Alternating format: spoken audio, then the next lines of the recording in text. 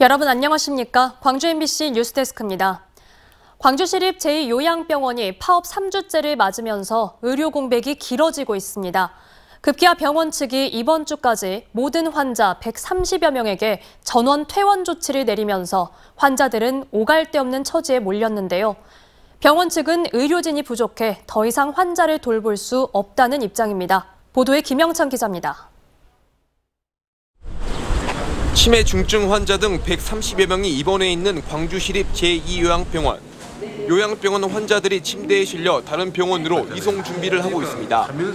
최근 병원 측이 파업 장기화로 의료진이 부족해 환자들을 더 이상 돌볼 수 없어 오는 27일까지 퇴원해 줄 것을 요청했기 때문입니다. 환자 보호자들은 갑작스러운 병원 이송에 불편한 심기를 드러냅니다. 어제 갑자기 전화 와가지고 옮겨야 된다 그래가지고 너다섯씩 지금 옮기게 되는 거예요. 깜짝 놀란 거죠 지금. 네, 좀 그랬어요. 좀 어렵게 적응을 해서 이제 생활을 잘 해나가고 계시는데 또 이제 새로운 병원을 구해야 되고 또 그리고 뭐 요양원이나 요양병원들이 또 자리가 쉽게 나는 데도 아니잖아요.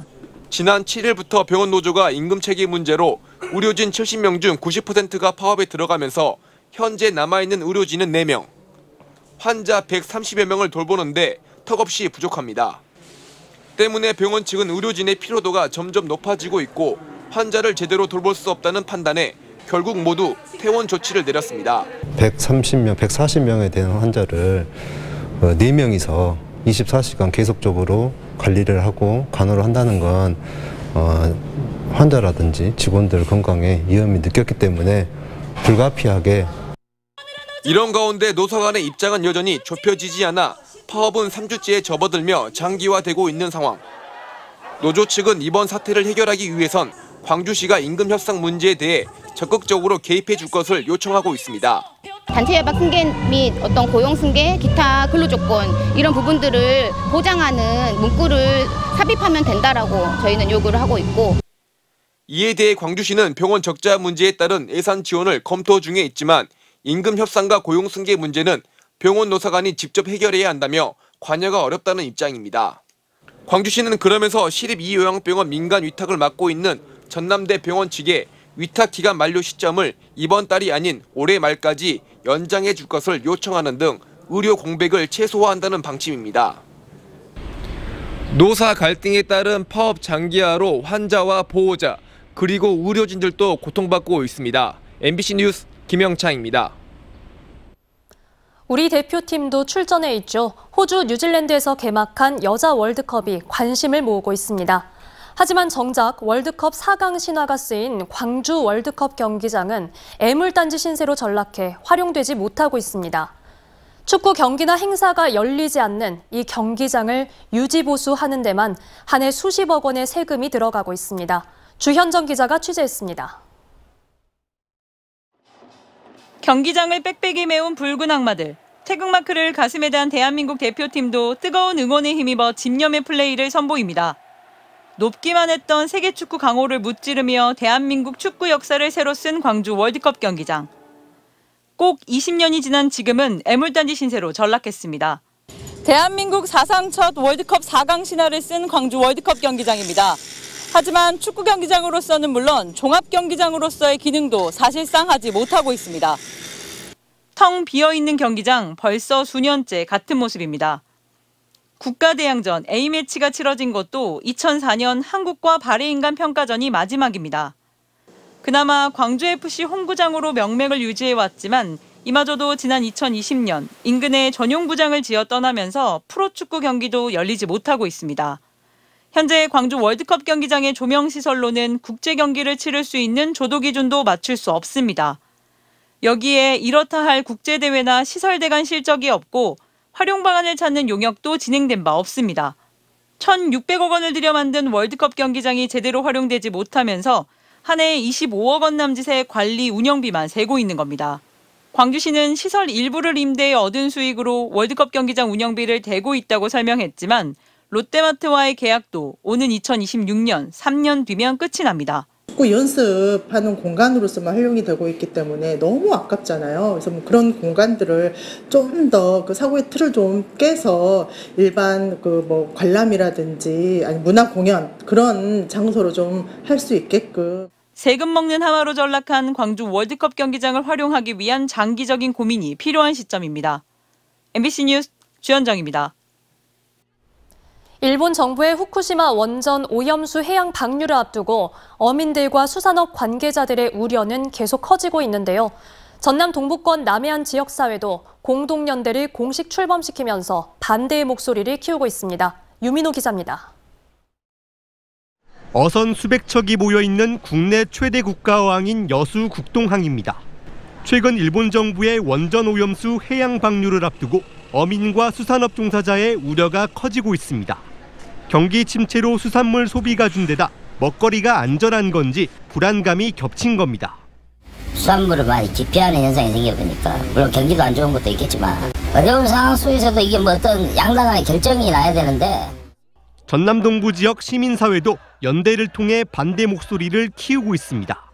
순천에서는 지난 5일 시민들과 시민단체가 함께한 일본 방사성 오염수 해양 투기 저지 순천 시민행동이 출범하면서 지역에서 첫 공식 활동에 나섰습니다. 여수 이순신 광장에서는 광주와 전남에서 모인 시민 200여 명이 집회와 거리 행진을 벌이면서 해양 방류 반대를 촉구했습니다. 해양 투기 결정 철회하라! 광양에서도 28개 단체가 모인 광양시민행동이 기자회견을 열고 서명운동과 홍보를 이어가겠다고 밝혔습니다. 광양 시민 여러분, 일본 방사성 오염수 해양 투기를 저지하기 위해 거리에서 광장에서 만납시다. 그리고 힘을 모아 일본 방사성 오염수 해양 투기를 막아냅시다. 현재 일본 정부는 하루 최대 500톤에 달하는 오염수 방류 준비를 모두 마친 상황입니다. 어민들의 우려와 시민 불안감이 확산하는 가운데 본격적인 방류를 앞두고 집회와 거리 선전 등 반대 움직임도 거세질 것으로 보입니다. MBC 뉴스 유민호입니다.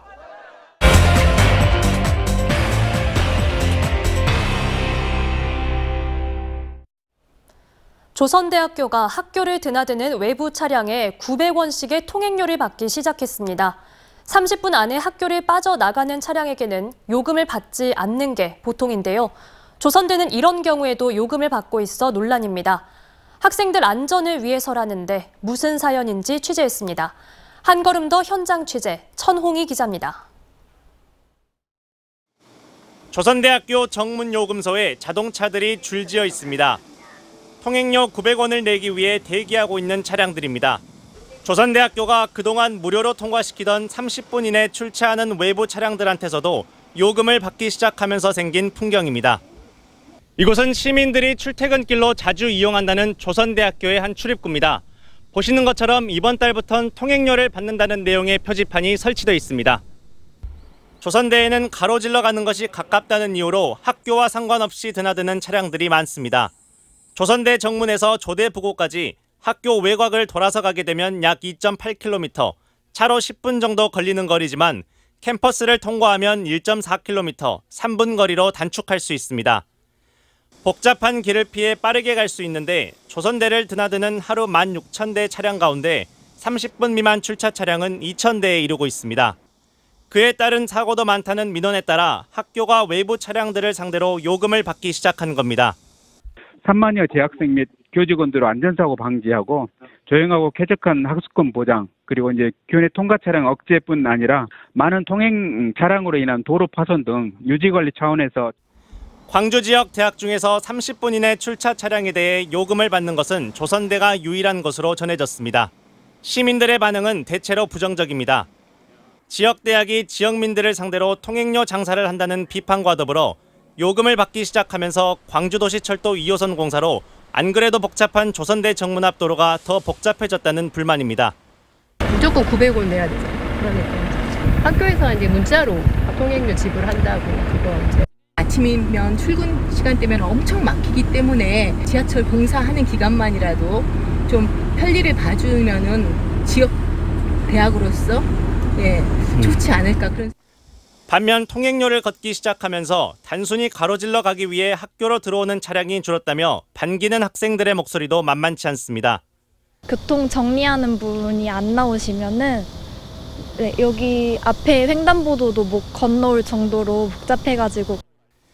학교 측은 30분 이내 출차하는 차량이라 하더라도 들어온 출입구로 다시 빠져나가는 차량에 한해서는 요금을 물지 않고 있다고 덧붙였습니다.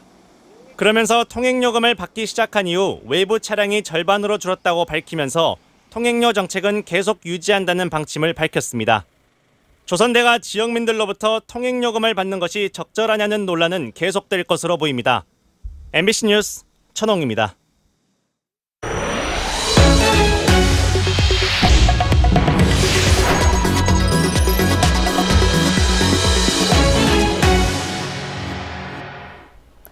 한평에 시간당 67mm의 폭우가 쏟아지면서 소 200여 마리를 키우던 축사들이 침수됐었는데요.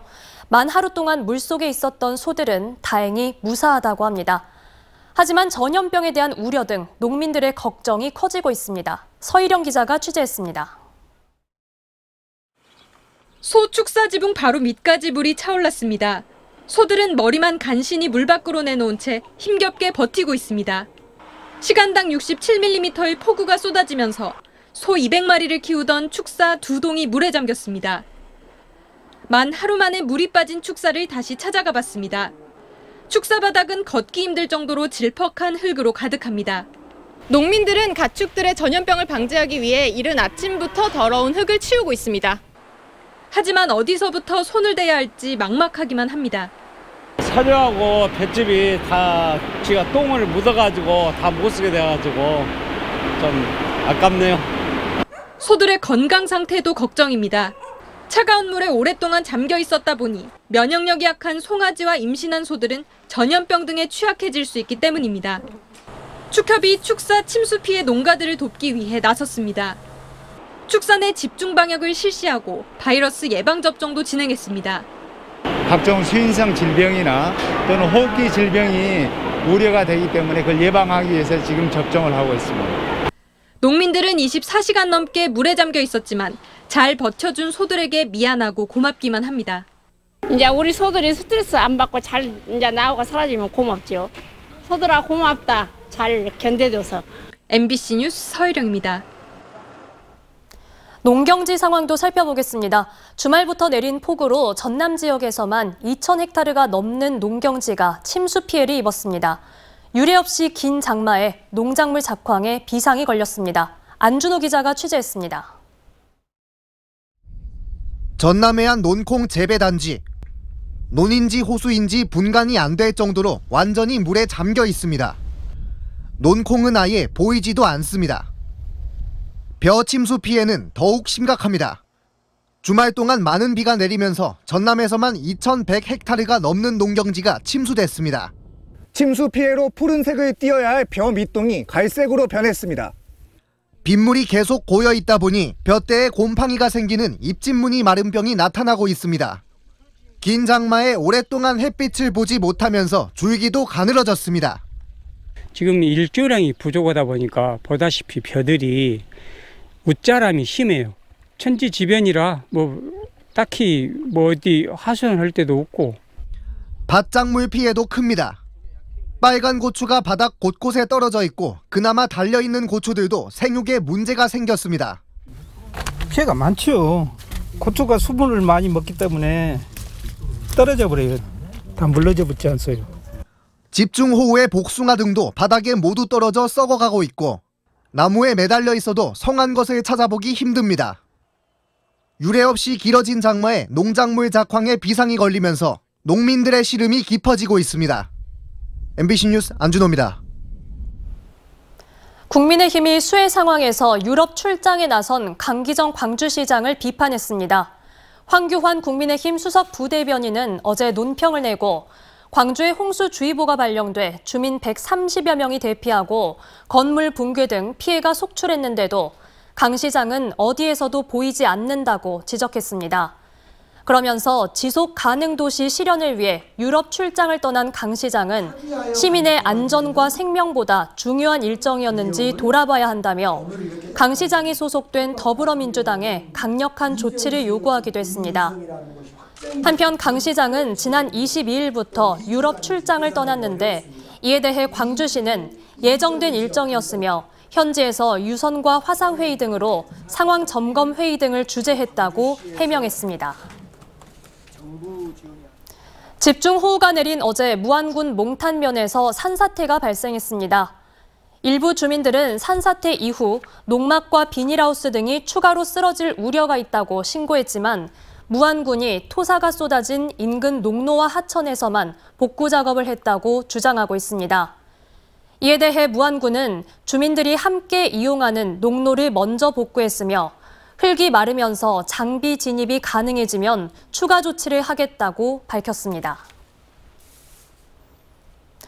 올해 화순 지역의 복숭아 수확량이 80% 감소할 것으로 예상됩니다. 화순군은 봄철 냉해에 이어 최근 호우까지 겹치면서 지역 복숭아 농가에 낙과와 병해충, 물러짐 등의 피해가 발생했다고 밝혔습니다. 피해 농가는 화순 복숭아 농가 352곳 전체이며 경작지 규모는 174헥타르입니다. 5월 공법단체가 5.18 유공자와 유족들의 국가 배상 청구권 소멸시효 연장을 촉구했습니다. 5.18 부상자회와 공로자회, 유족회는 오늘 기자회견을 열고 손해배상 청구권은 손해, 가해자를 안 날로부터 3년 안에 행사해야 한다는 현행법 해석상 한계가 있어 국가폭력에 대한 정신적 손해배상이 제대로 이뤄지지 않고 있다고 밝혔습니다. 그러면서 정부 차원의 신속한 권리 구제를 위해 국가배상 청구권 소멸시효를 40년까지 연장하는 개정안이 통과돼야 한다고 덧붙였습니다. 국립종자원 전남지원은 광주 전남 지역 농업인을 대상으로 2023년산 보리와 호밀 보급종 238.7톤을 공급합니다.